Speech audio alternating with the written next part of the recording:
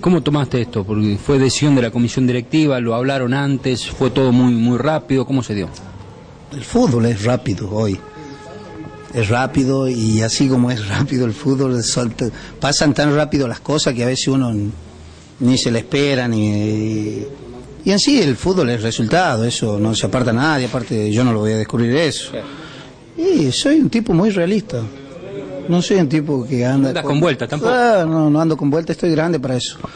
Pasa que uno muchas veces, como anoche un poco estaba pensando realmente anoche, disculpa, ¿no?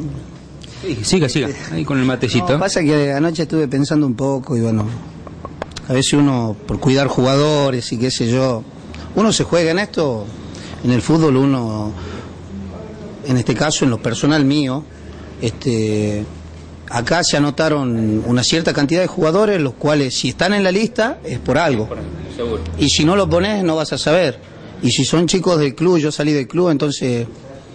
también traté de hacerle un lugar como para ir haciéndolos debutar a algunos y a otros como para que vayan agarrando ritmo y confianza como para que uno los pueda utilizar después.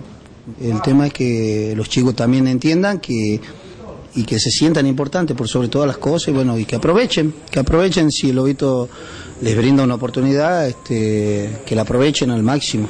Acá se hace esfuerzo siempre, hay que hacerlos, los requiere así la institución y bueno, el club y la gente que es que la que por ahí no tiene mucha paciencia acá, pero tiene que entender también que acá los jugadores hacen esfuerzos porque hay momentos en los cuales hay que salir a poner el pecho y por ahí